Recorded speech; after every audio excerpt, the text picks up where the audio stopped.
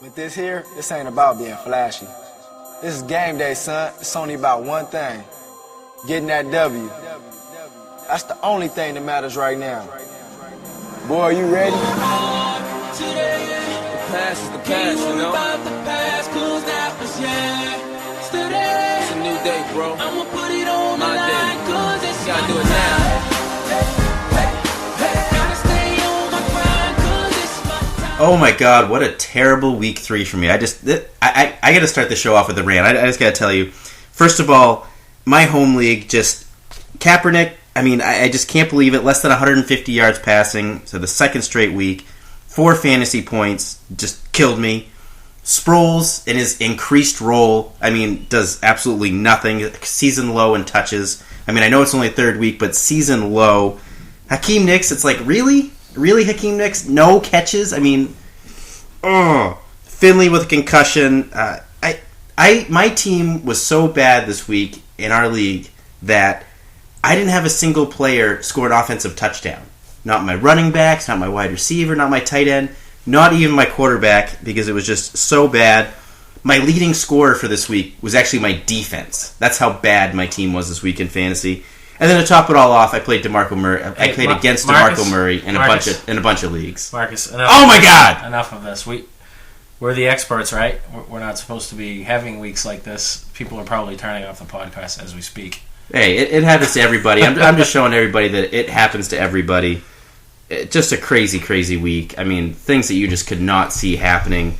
I mean, Brian Hoyer, 3 touchdowns, really? That really happened this week? I mean, Matt, you watched the game with the Vikings. It just, they're terrible. But let's jump into the games here, and let's talk about them a little bit. Bengals 34, Packers 30. Giovanni Bernard looking pretty good in his increased role, and I mean, I got to think that his role continues to increase after this week. 10 carries, 50 yards, a touchdown, 4 for 49 receiving.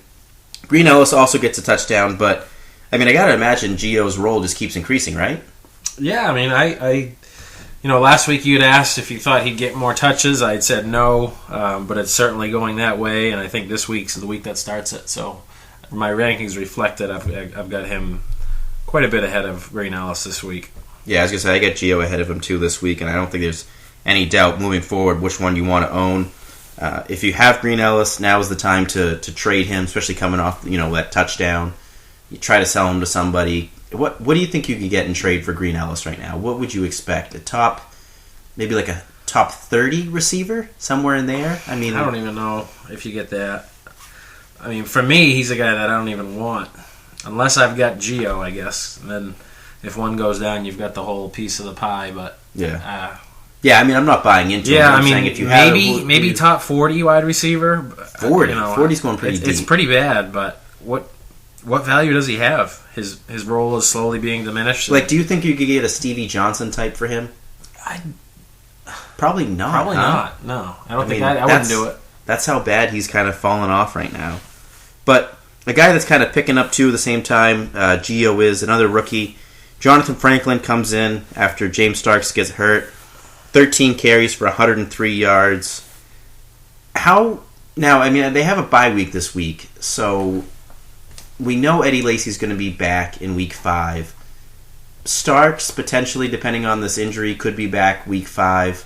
So, I mean, obviously you're going to put a waiver claim in for him if you're in a standard waiver claim situation. But if you're in a fab league where you're going to spend some of your budget, what are you budgeting for Jonathan Franklin right now? I mean, it can't be much, right? Because, I mean, it's still the Eddie Lacy show. Starks is still there. They're both going to be healthy. Obviously, you're picking him up, and if you get him, you can't start him this week because they're on their bye. I mean, lots of questions there. Yeah, I'm not buying it at all. I was surprised to see how well he performed from all the talk we heard out of camp of how unspectacular he looked. But yeah. He actually looked pretty good. But I'm not buying it at all. I'm gonna spend, if I've got a throwaway, maybe I'll spend up to $4. Yeah, say $4 or $5. On Franklin. If I've got a throwaway, if I got Kenny Britt on my bench, something like that, But not really buying it, like you said. Bye week, then Lacy's back. I assume, the following week it'll be 3 weeks since his concussion. So, not buying it. I think this is Lacy's job. I think Franklin will carve out a little more of a role than we expected, but nothing to Still not a lot of fantasy relevance, I wouldn't think there. In the Cowboys-Rams game, another guy that's probably not going to have a lot of fantasy relevance now. Miles Austin gets another hamstring injury. I mean, this guy is just hamstring injury after hamstring injury. I mean, I don't know how he keeps doing it. How he keeps hurting the hamstrings. It just over and over again. It's obviously a huge issue. So, and it's just like you said, over and over. I've lost all faith. Yeah, it's just I'll never believe again. I have him in that home league, and I am scared for him. Romo though has a nice day, kind of a game manager type role. 7-24 for 210 and 3 touchdowns. Murray kind of broke out on the scene after having a couple bad weeks. 175 yards rushing and a touchdown. Kind of even receiving game he was involved, 28 yards receiving. So kind of like I said earlier, of course I got to play against him this week. The one week he finally breaks out.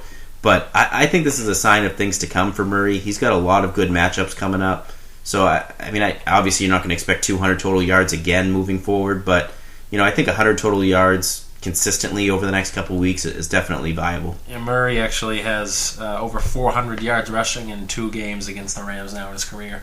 Rookie year he had 253, I think it was, against them. There you go. Play Murray. Too bad you can't play them every week. Play Murray against the Rams. Mark that down. But Rams side of the ball, that backfield just looks ugly. I mean, Richardson came in, had 1 snap, got hurt again, so he came out. So we had the Pede and Benny Cunningham. Pede 6 carries, 20 yards rushing, 7 for 43 receiving.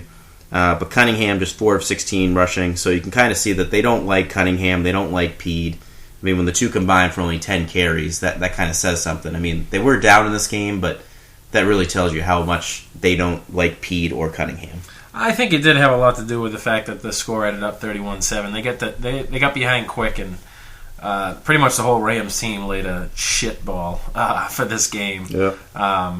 Pete actually, it was nice to see him involved in the passing game, but I think this is Richardson's job when he comes back. And I don't know the extent of the injury. I know it was he was stepped on a foot that he had previously injured. I think week 1, maybe week 2 it was. I think it was week 1. Yeah, so it's something to keep an eye on. I think this is Richardson's job, though. The showing of these two kind of hammered that home. Not that we didn't think it would be his job, but I think it solidifies it. Another thing to keep your eye on here, Chris Givens, 8 targets. I thought that was significant. Only had 2 catches, I think 50-something yards receiving. But if he's consistently getting 8 targets, that's a guy that should be owned in most leagues. Titans 20, Chargers 17. Chris Johnson, has another typical Chris Johnson day, 19 for 90 rushing, 19 carries for 90 yards. Has his first catch of the season. Nate Washington blows up for 131 yards, but you're staying away from Nate Washington. I mean, I think prior to this game, Jake Locker didn't even really have 131 yards passing in each of the previous 2 games. I think he had 150 and 125, so I'm not trusting Jake Locker's arm. Speaking of which, though, Kenny Britt, you can just go ahead and drop him. 5 targets, no catches. Chargers side of the ball, again, really not a whole lot going on in this game. Interesting to note, though, that Danny Woodhead and Antonio Gates led the team in targets, and no Chargers wide receiver had more than 3 targets. I think Woodhead is actually 3rd in the league in receptions for running backs. He's behind Forte and who was the other one? Number 3 overall, though. I forget the other guy, but kind of interesting. Yeah, Woodhead's always been that PPR guy. Yep. But, he's getting the targets, but, wow, I can't believe none of those receivers are getting any targets. Yeah, it's kind of interesting because we both liked Vincent Brown in the preseason. There was some hype on him the last few preseasons. That's just not showing, and I'm not saying dump him yet, but it's getting to a point where... Oh, I'm saying dump him. Yeah, I'm saying dump him. As well as Rivers has been playing, it's hard for me to say dump him just yet, but it's just about there. I wouldn't have any concern with it if you coming from a guy who owns Vincent Brown. I'm saying go ahead and dump him. He likes Royal better, and in the end, it's still Phillip Rivers. Yeah. He's doing well so far this year. Yeah, so far. Keyword so far. Yeah, not so much this game though. So speaking of a team that's not doing so well so far, your Vikings. Oh man! Wow, you got beat by the Browns. Yeah, you got beat by the Browns without Trent Richardson and without Brandon Weeden. I don't know if you even put his name in there. Who cares? I should just end this with you got beat by the Browns. Yeah, pretty much. It shouldn't even matter who's playing. They're awful. You guys got beat by that is just, oh. They're awful. The Vikings are awful, but you know who isn't awful? Who? Josh Gordon and Jordan Cameron. Oh yeah, there's a whole lot going on with those two this week. And you know what? Now that I'm thinking about it, it's surprising that Hoyer did so well, but it's not surprising that they threw the ball 54 times this game. I think with Richardson being gone and Chris Obanaya and Bobby Rainey and Willis McGahee coming up off his couch from his house, they're not going to run the ball a lot. They know they're not going to run the ball a lot. They're probably, aside from this game, going to be down a lot in games and have to throw the ball a lot. So I think we're going to see a team that's going to throw a lot to Cameron and to Gordon, and those two are going to remain not only fantasy relevant, but maybe even more so now because of all those targets they're going to get. For me, I think I'm just about ready. Might be a little early on this, but it's Graham, it's Gronkowski, and it's Cameron. Mm-hmm. He's Cameron just so heavily involved. Even caught a fake field goal touchdown this week. So. I have Cameron ranked number 2 this week after Graham. Both of these guys watched. Like I said, obviously I watched this game very intently, being that they played the Vikings, and beyond the numbers on Gordon, just the fluidity of the way he runs. The way he can break down his hips to cut on his routes. His size, he's 6'2", 225. He is a specimen out there. And Cameron, the same thing. He reminds me of Jimmy Graham. Just very fluid, just such a good athlete. I think there's going to be a lot more good things to come from these two. And obviously, the concern we talked about it last week was Hoyer. I think he's going to be just fine. I mean, this was the Vikings. They've let up more passing touchdowns than any other team, so we'll see. But I don't think he's any worse than Whedon. And like you said, I think they're going to continue with this passing attack. Yeah, he looked good. And then Viking side of the ball, just something I wanted to note. Kyle Rudolph with a surprise 8 targets in this game. Watch out for Rudolph. If he continues to get 8 targets, he's going to be relevant again. So just keep watching that if he keeps getting those targets. Only 5 catches for 28 yards, but keep an eye on him. Patriots-Bucks game, we finally see Brady hook up with Tompkins for a pair of touchdowns here. So it kind of gets Brady back on track. He's going to get Gronkowski back this week. But the running back situation, the wide receiver situation there, just a mess still. For their running backs, Ridley, 11 carries, 35 yards rushing.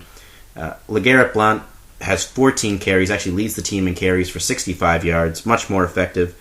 And then Bolden, 3 carries for 51 yards, adds in another 5 receptions for 49 yards receiving in that Shane Vereen type role. Split out wide, actually, on a bunch of plays. Kind of funny to see him split out wide, and then they actually kind of showed it in the game. He kind of got in that 3-point stance, split out wide, which even the commentators were saying, I haven't seen that in 20, 25 years. Yeah. So I don't think he was quite comfortable split out like that, but he got it done with those 5 catches. So I want to ask you, Matt, how are you ranking those 3 moving forward? Is it still Ridley number 1? Yeah, for me it's Ridley 1, Bolden 2, and Blount 3. I'm completely guessing. Maybe this is a little bit to do with the fact that Blount used to play for the Bucks. I don't know. It's something you gotta. Yeah, I think it has everything to do with that. I don't think you're going to see 14 carries from Blount ever again this year. But really, I mean, it's like what? I don't know. Belichick's just nuts. I wish we could have him on and just ask him and get this over with us. You kidding me? If you ask him that, he's going to find his way to not answer it. Yeah, exactly. That's how Belichick is. So, Patriots receivers, though, Dobson had 7 catches for 52 yards and 10 targets. Edelman catches all 7 passes for 44 yards.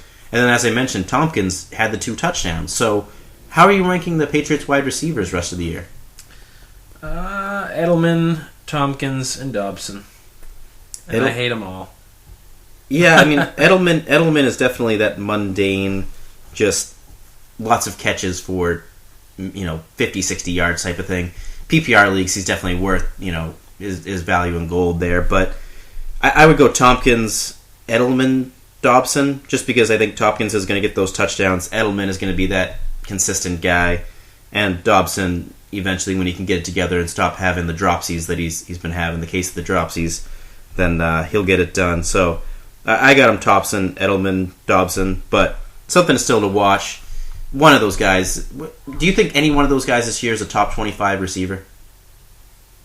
Yeah, I think one of them will be. I don't know which one. I was going to say, tough to say which one, though, at this point. I think, honestly, of all 3 of them, Dobson is the most physically gifted.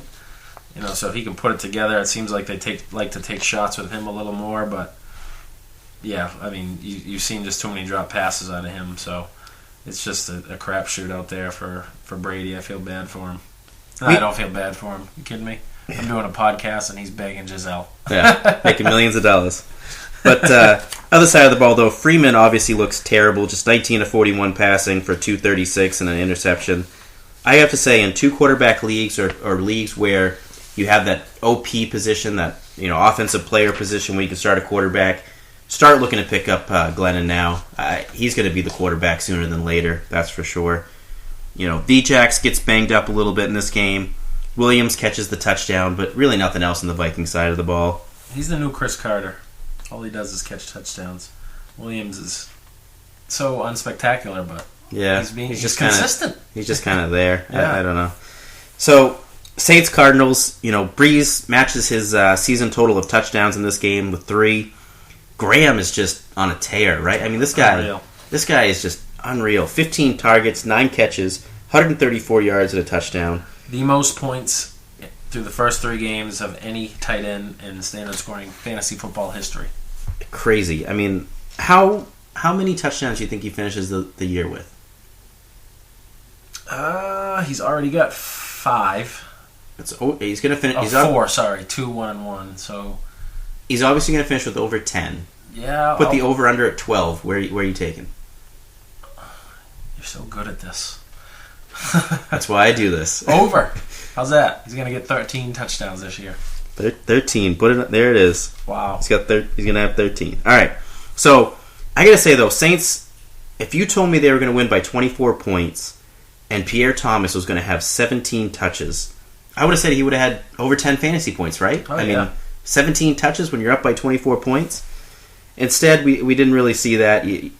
Thomas and Sproles both didn't get the bump you thought you'd get with Ingram being out. Yeah, because they find Robinson to come in and give him a few carries. Yeah, Kyrie Robinson gets 4 carries. Yeah, Kyrie. I don't even know how you say this guy's name. He looked good in the preseason, but I mean, it's a name that I didn't even think about. It's like something with Peyton. He just, I'm not going to give one guy the job. I don't get it. Yeah, I was going to say if ever there was a game when Thomas or Sproles would have an amazing game, this was it. Yep. And it didn't happen. So you need to start selling on Thomas and Sproles. I feel. I mean, especially Thomas. Maybe the red zone touches go up for Sproles and he gets back to where he used to be. But if you were holding on to Thomas, thinking, hey, those games that Ingram's going to be out, he's going to be flex worthy. I mean, 17 touches is promising, but didn't really do anything with them. Here's one for you. So you could trade Sproles and get a guy like, I don't know, Josh Gordon. Would you do it? Yeah, I did do that. Oh, that's right. You did do that in our home league. So there's a nice damn right idea to go for. Yeah, I don't think that's going to happen in many leagues. I think I got really, really lucky trading Darren Sproles for Josh Gordon, and I'm loving it, especially if Gordon gets traded to a team like the Lions or the Patriots. That's going to be awesome. But either way, I think he's going to get a lot of targets wherever he is. But I don't think you're going to see that in a lot of leagues. So another guy I think we should kind of keep an eye on, especially in deep leagues, is Andre Ellington. I think we touched on him a little bit in previous podcasts, but 3 carries for 19 yards and another 3 catches for 36 yards. They've already said that they could see him as an every down back, so he's not getting crazy touches by any means, but I think he's a guy that in a 16-team league should probably be rostered. What do you think? Oh, yeah, I agree for sure. And maybe even a little bit less, 14. Not a 12-team league. Not a 12, no.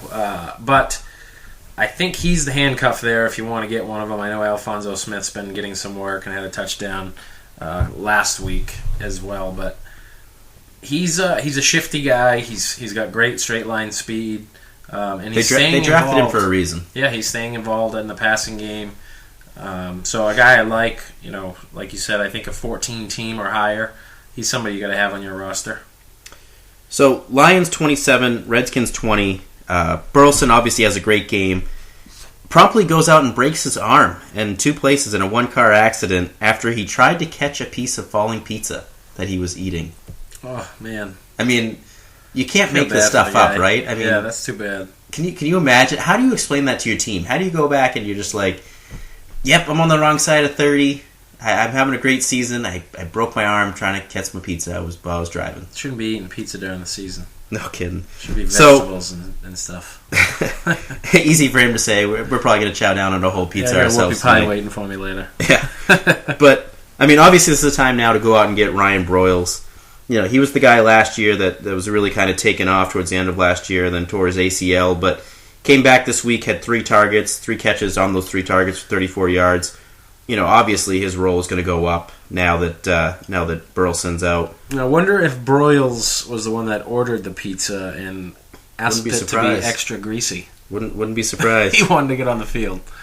Hey Nate, good job this week. Here's a pizza. Drive home safely. See you later. I agree with you though. Broyles is come on down, like you said in the notes here. A guy that I'm looking to see what he's going to do, and if you've got a spot, I say pick him up. He's definitely. He's He's got to be one of, I would say, probably obviously not the top pickup, but top 5 pickups this week.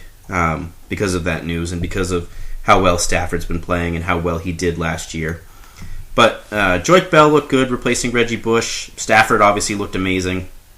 But I got to ask you, the butler here, Alfred Morris, 15 carries, 73 yards. He hasn't had any games this year with over 15 touches. Are you getting worried about the butler? I mean... Yes, because the Redskins are terrible.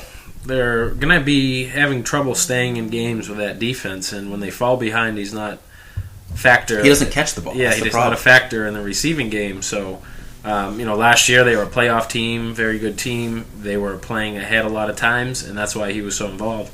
If they're losing like they are, and that defense keeps playing the way they are, they're going to have a tough time staying in games, and like I said... he's not involved, so yeah, I'm worried about Morris for sure. Yeah, I said all offseason I think last year was Morris's ceiling. It's hard to have 1,600 total yards from a guy that doesn't catch the ball. It's hard to count on things like that. Meanwhile, Garcon has his 3rd straight, 7+ reception game, so he's another guy that if you can somehow still buy into him, you need to buy into him. Panthers-Giants, though, that Giants offensive line looks terrible. Yeah. I mean, I watched this game, and the Giants allowed 6 sacks in the first 16 and a half minutes of this game. It's just terrible. I mean, I totally understand now why David Wilson is averaging the yards per carry that he's averaging. It has nothing to do with him and has everything to do with that offensive line. I mean, what is your take from this game? I mean, it's also the reason why I think Manning is struggling so bad. There's just no time, whether it's passing, rushing. There's a huge problem in New York, and... unless I have Victor Cruz, Nix would probably also be another one that I'm going to be playing, but I'm not playing Manning for the foreseeable future here. And Wilson, I'm really, really starting to fall off the cliff with him. Just because even if he gets the job, as bad as they're looking, look at MJD in Jacksonville and stuff like that. It's how good can he be? See, the thing I'm really worried about is not only is that offensive line looking terrible for the Giants, but the Panthers have figured them out, and now there's film on how to beat the Giants' offensive line. Opposing defenses going forward can watch this game and say, okay, here's what we need to do to beat the Giants. And that's what would really, really worry me moving forward. Meanwhile, Panthers side of the ball, though, I mean, let's not overlook Cam Newton and what he did. 3 passing touchdowns and a rushing touchdown. He looks to be back to form. D'Angelo Williams, 23 carries, 120 yards. So I got to ask you, I mean, Matt, you're a D'Angelo owner. D'Angelo or Ryan Matthews rest of the season? D'Angelo. Oh, no question on that one. All right. So Lamar Miller. D'Angelo. Still. All right. Steven Jackson. Knowing he's going to miss some time. Steven Jackson. All right. So you're not going too crazy with it, but the reason I say that is Steven. I know he's going to miss some time, but I'm one of the guys who believes I'm going to be in the playoffs. I want him for the end of the season. And are you going to be in the playoffs, though, if you have Wilson on your team and you've been starting him? Yeah, I hear you. I'm saying Wilson. We're talking about Williams here. If Week 7 comes around and Stewart comes back, that's something that's going to worry me a little bit. I think as well as Williams is playing, it's going to be tough for Stewart to bite too much into his role, but we've seen it before. And also, I don't know how good the reports are from Stewart. So that's the only reason why I'm going to go Jackson, but I think D-Will's been impressive. He's 3rd in the league right now in rushing yards. Jonathan Stewart coming out and saying he's going to be ready around week 7 reminds me a lot of Percy Harvin saying that a few weeks ago. I think it's one of those things that those guys say to kind of keep themselves motivated and, keep themselves pumped up and ready, but it's just really not going to happen. The thing that hurts with D-Will is when you get into the red zone, it's Cam Newton's show or Big Fat Mike Tolbert. He does get in there. I've seen him in there for a few wildcat plays, 10-yard line and in, but that's really the thing that's holding down his value, because otherwise he's done very well, 88 yards or more rushing in every game this year. Yeah. Ravens-Texans, I mean, there really wasn't a whole lot to talk about in this game. Everybody kind of played how you expected.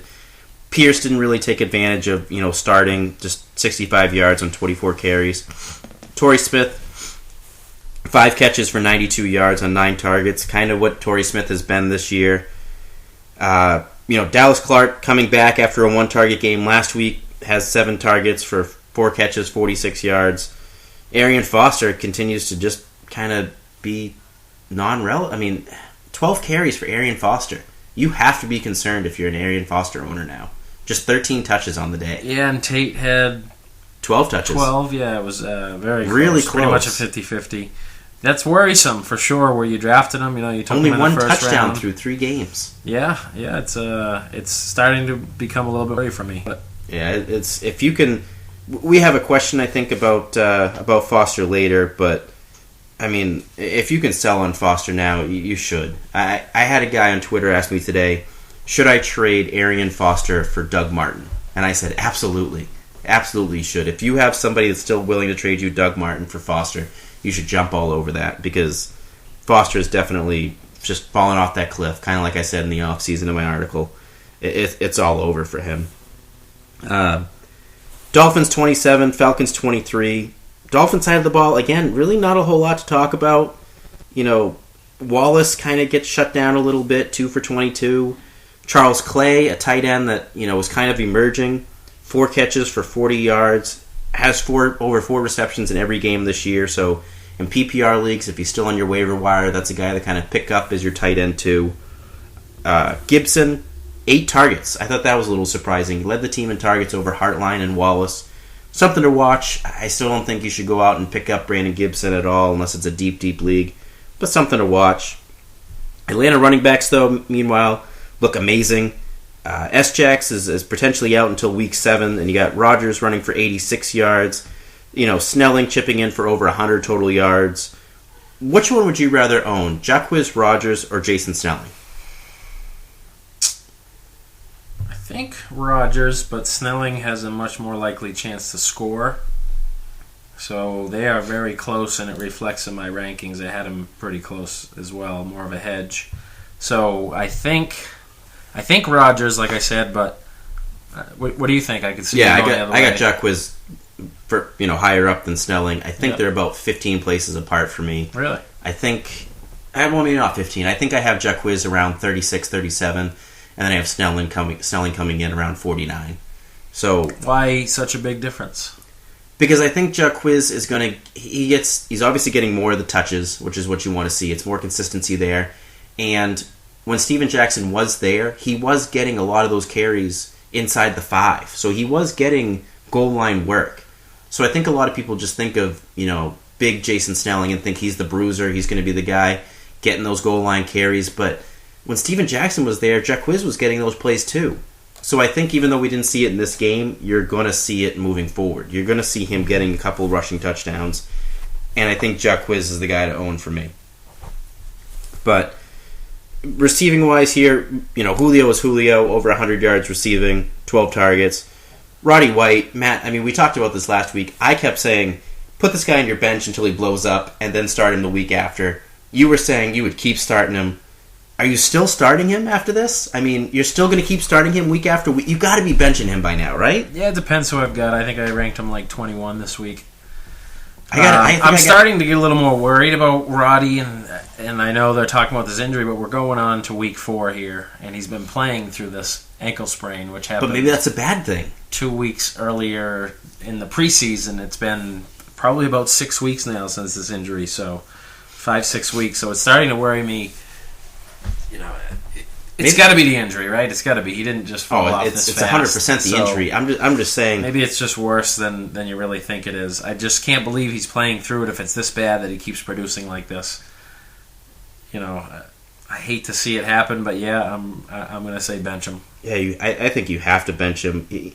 Well, honestly, what I think would be best for Roddy owners right now is if he just sat out 1 to 2 weeks and healed up. I think he's got to stop playing through it, because even playing through it, he's not getting anything accomplished. He needs to just sit out a couple weeks, heal up, come back fresh, and be the Roddy White that we expect him to be. Yeah. Jets 27, Bills 20. Spiller gets banged up here. It looks like he's going to be back for week 4. Ivory also gets banged up, though, and we see Bilal Powell, just go off. 27 carries, 149 yards rushing.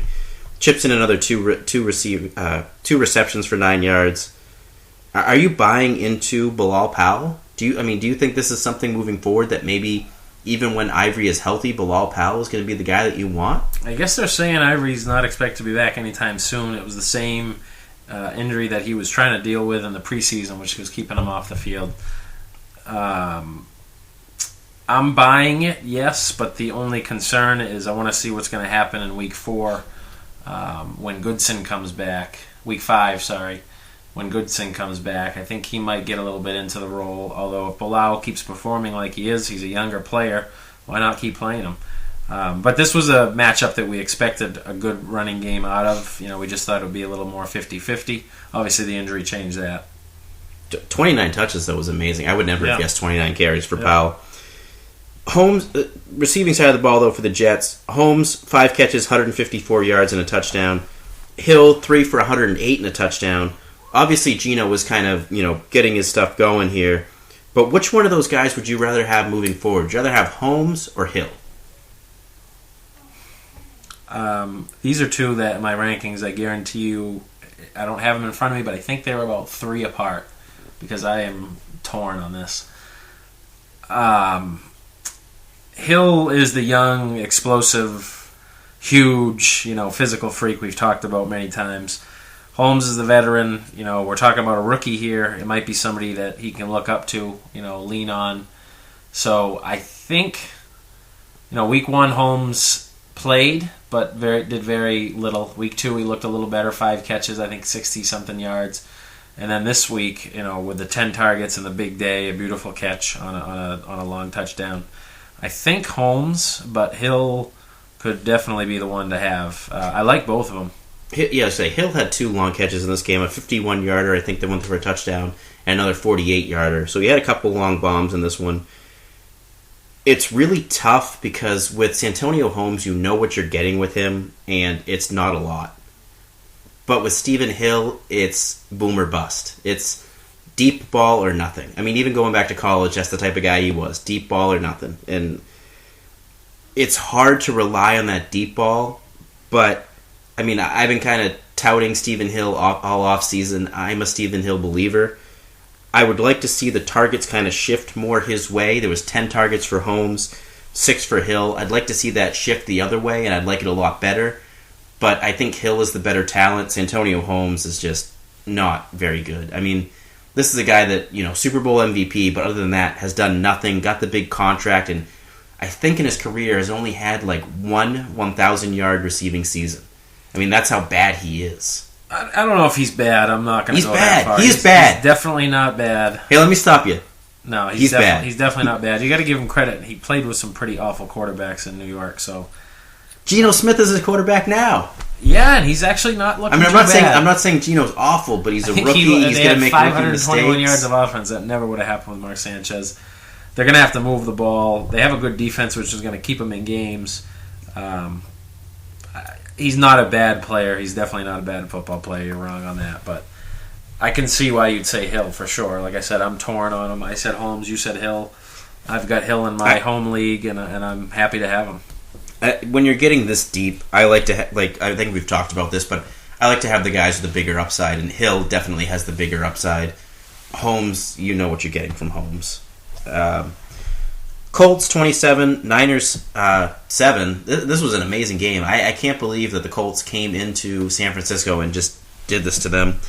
Nice to see, though, that Trent Richardson on his first carry at the goal line gets to score a touchdown for the Colts on his first play as a Colt. So, moving forward, though, is Richardson a top 10 running back? Hell yes. Yes, really. He's way up that there. Easy. I think this move to the Colts moves him up for me. So yeah, he's top definitely 7? top 10. No way he's top 7. Top 8.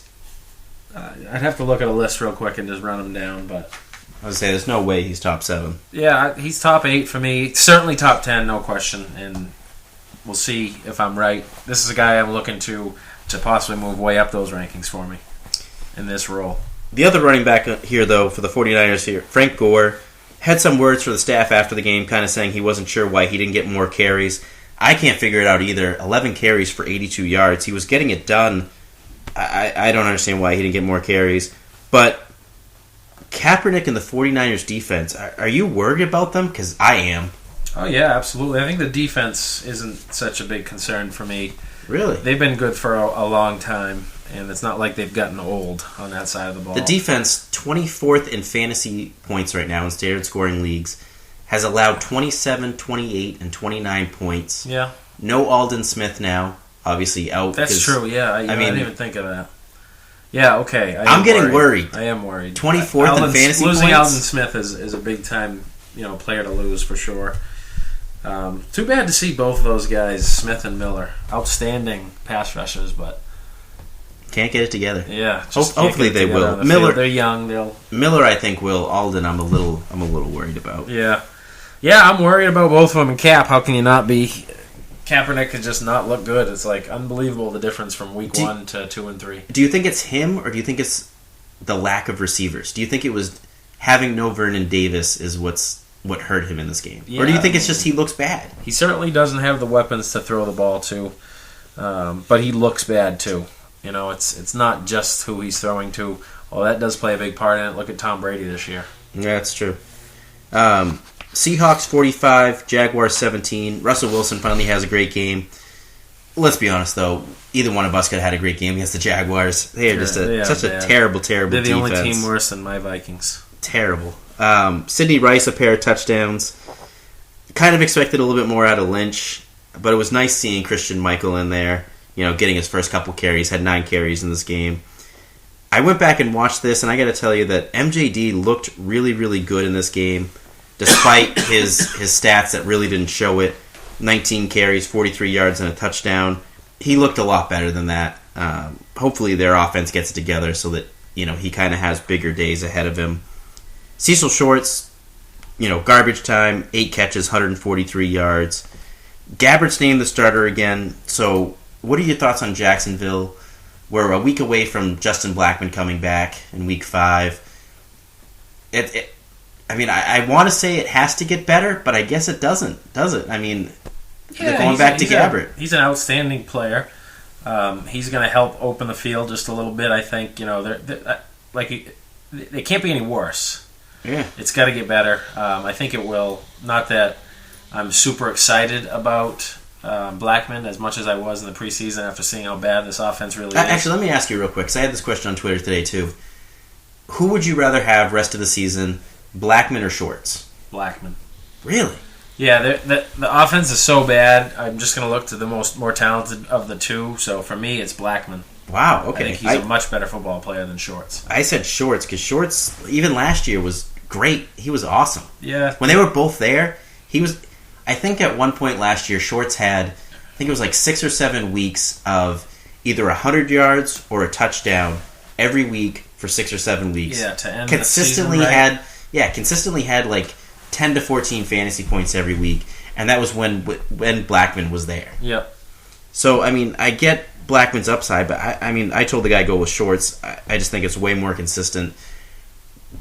Jacksonville's offense is just so terrible. I don't know if I want to ride the ups and downs because there's going to be more downs than ups. Yeah, I'm not going to give him too many weeks. I've got him in the home league, and if he doesn't do anything those first 2, he'll be easy to drop. So Bears 40, Steelers 23 on Sunday Night Football.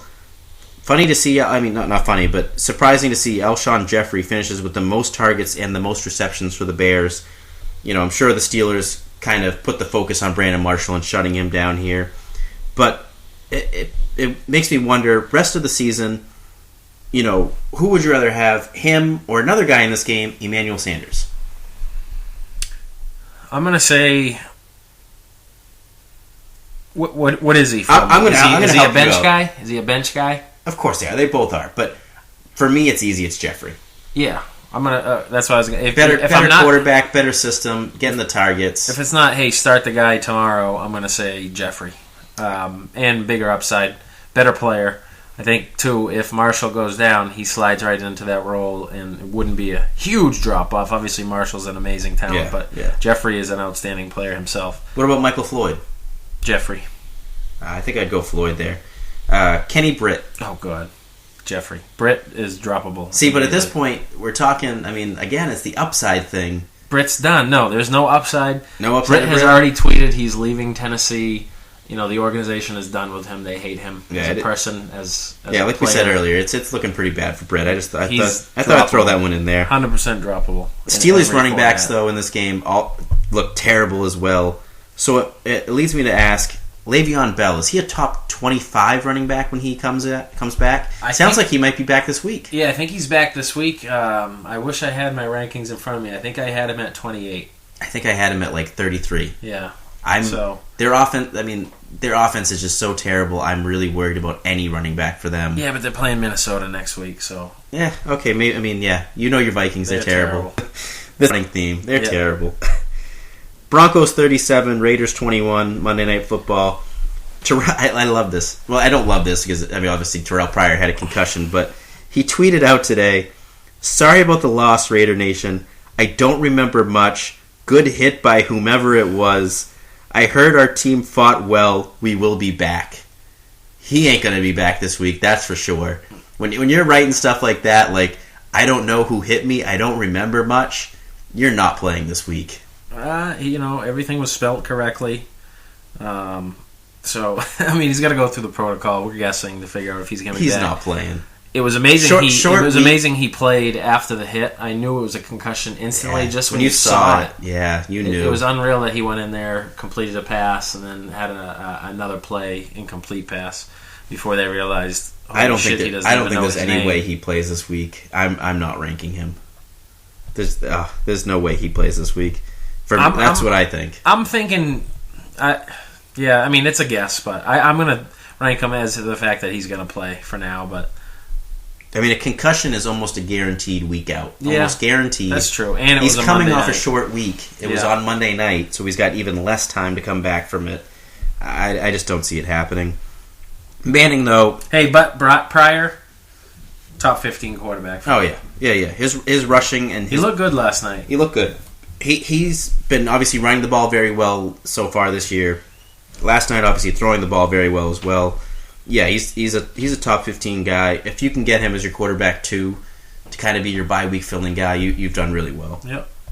But Manning on the other side of the ball obviously has a Manning type day. 3 touchdowns, 374 yards passing.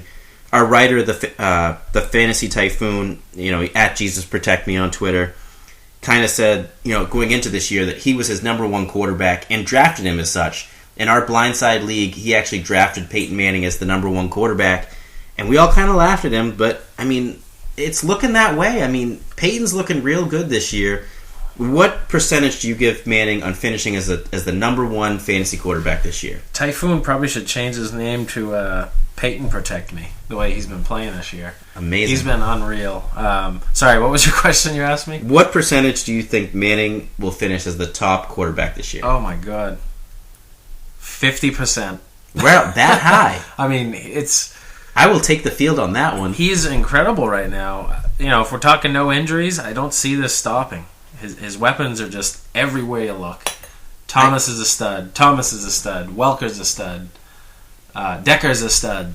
They've got some. For a second there, when you said Thomas is a stud, I thought there's two of them. I thought you were just there's two of them, like stuttering really bad, like a really delayed stutter. That's what the defenses probably think sometimes when they look out there. It's pretty impressive. See, I give it a 30% chance because 50%. That's a lot. Yeah, I guess that is pretty high. Aaron Rodgers. We still got 13 weeks left in the season. 13 games for them, 14 weeks left in the season.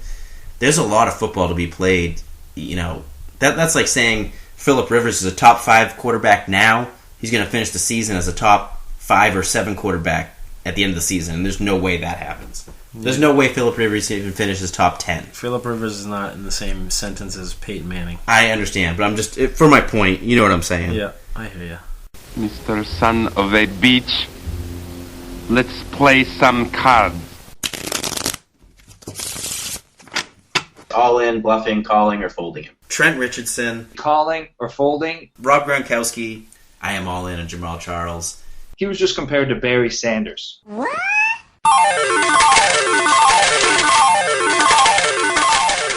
All right, so it's time to play the all-in segment here with Matt. You know, Matt, this is your little baby here.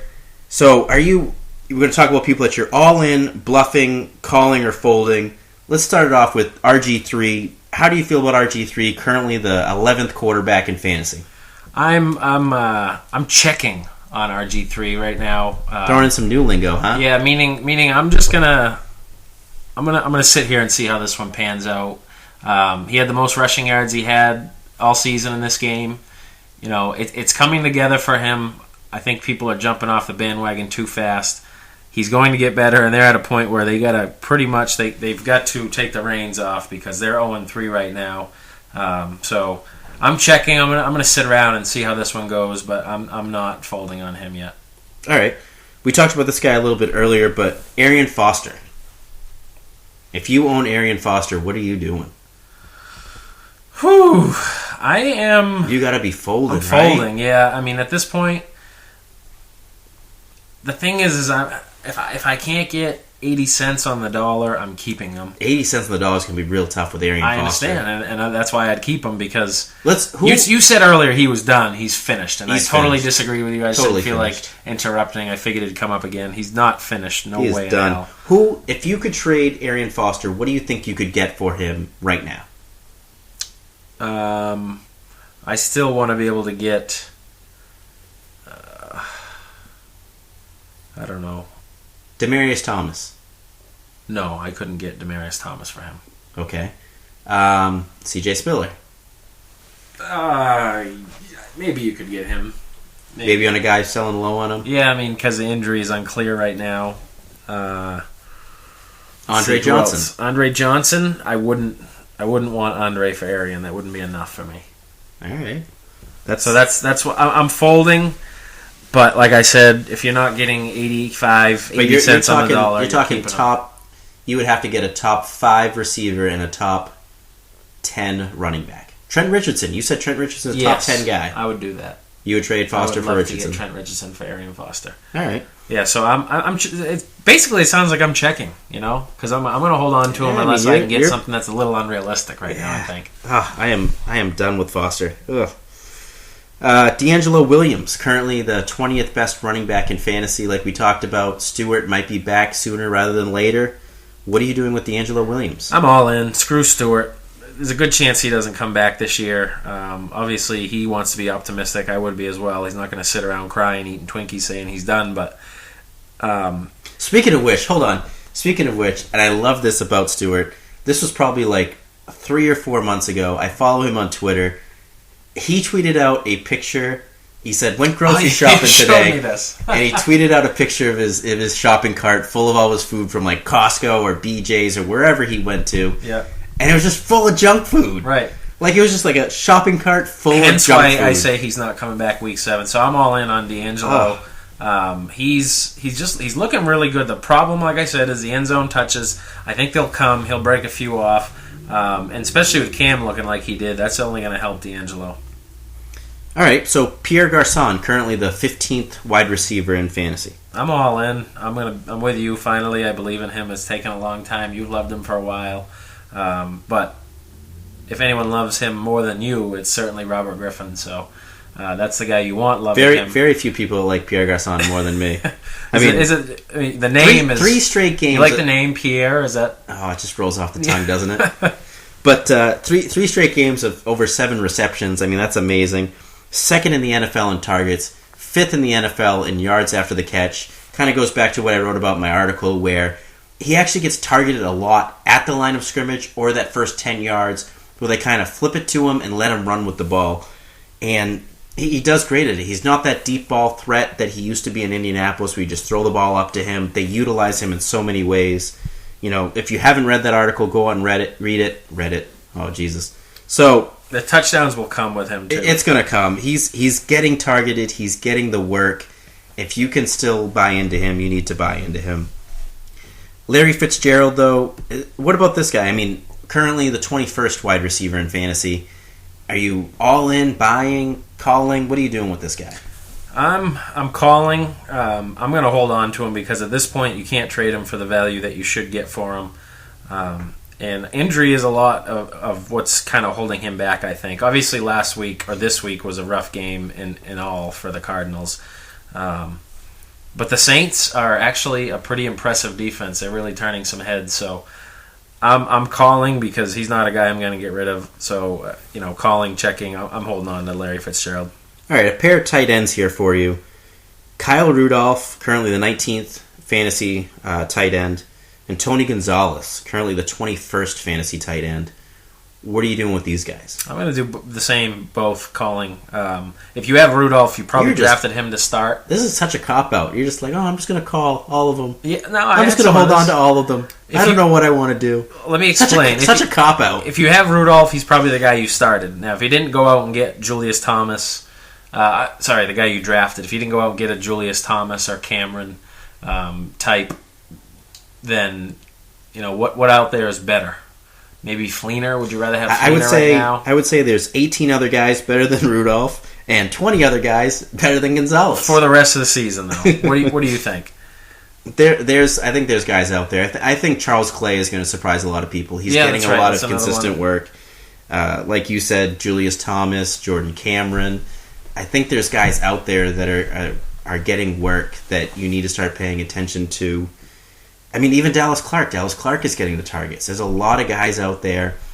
Gresham had, I think, 9 targets last week. I know. There's so many guys. Being there scares me on him. There are so many guys that are out there on the waiver wire that are outperforming these guys that I would much rather have at this point. Now, with to Tony your Gonzalez, point, I'm not dropping them, but I'm picking somebody else and starting somebody over. What about Tony Gonzalez? You think it's a little bit to do with Roddy not being there, the defenses being able to put more pressure on sure do. Tony? Are you really going to bail on him right now? I'm not bailing on him. I'm not saying drop these guys, but like if you had Charles Clay and Tony Gonzalez, are you really going to play Clay? Yes. Yeah? Yes. Right now, yes. I couldn't do it. Yes. Absolutely. Couldn't do it. So make sure to follow me on Twitter at Marcus Katkin and Matt at Matt Dugal. And make sure to send your questions for the podcast to #BlindsidePod or blindside@blindsidefootball.com. Don't forget, every Sunday, Matt and I are going to be live tweeting from noon till 1. Keep using that the hashtag #AskBlindside. Rob Druin's in there with us, too. Yeah, doing it every Sunday with us, too. So make sure you send them to us. You're going to get 3 opinions. Hopefully they're not all different and confuse the hell out of you right before kickoff. No kidding. But, at least you hopefully have if you have narrowed it down to a couple people, get a 2-for-1 type deal. Hopefully we all agree, though. We try to get to all of them. It's getting a little bit busier, week by week. So if we don't get to you, just maybe send it again. Send it a few times. Keep it coming. You're not bugging us. We enjoy it. Yeah, make sure, if you feel like sending it again and make sure that we see it, go for it.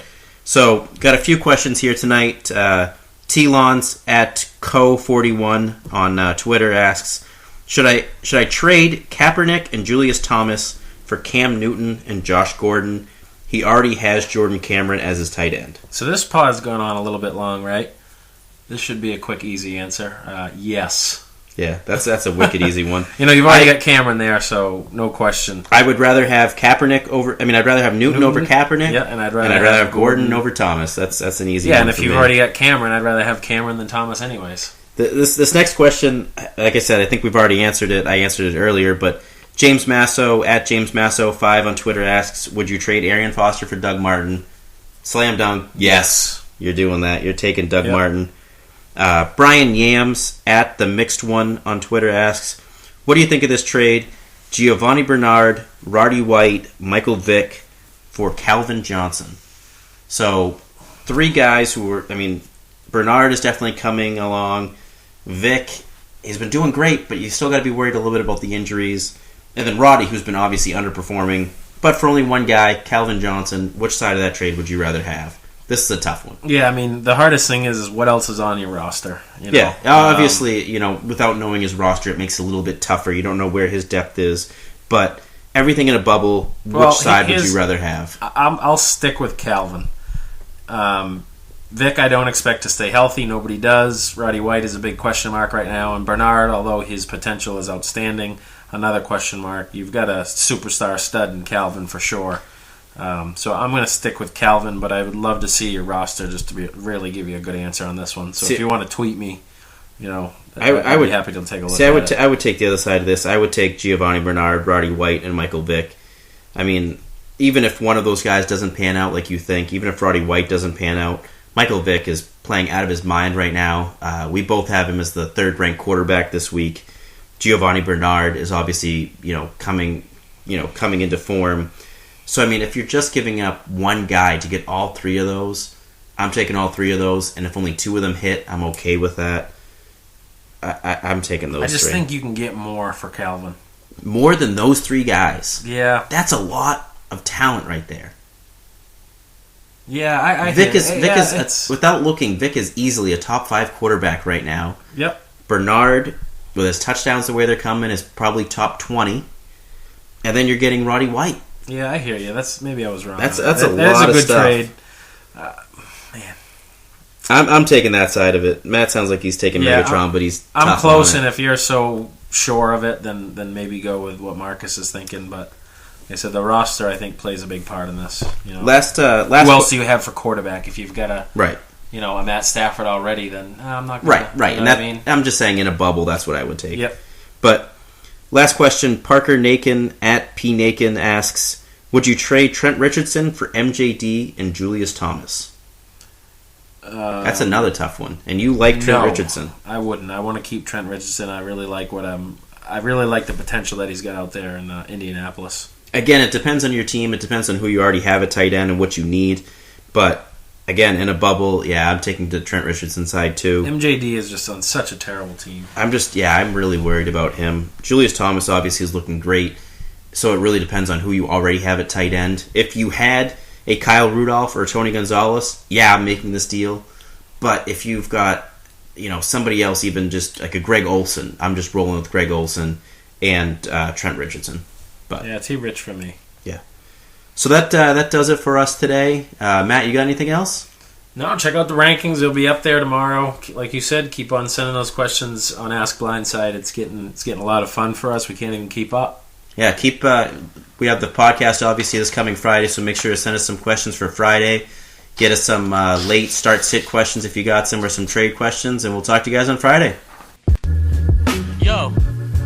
Check it, it's my time. I'm rapping about Blindside, fantasy football podcast in this rhyme because they got me the inside scoop on Adrian Peterson. Yeah, he's that dude on Cam Newton. Yeah, they give me the news more on Megatron, Calvin Johnson if I stay tuned. On all quarterbacks, RG3 happens to be the fastest QB in the league. In fact, Colin Kaepernick is rider QB for them 49ers. It ain't hard to see, Some awesome people hosting Marcus Katkin and Matt Dugal. You should be joining. Skinny or fat, short or tall, anyone can tune in to Blindside Football. Have a try, dude. Listen on iTunes or blindsidefootball.com too.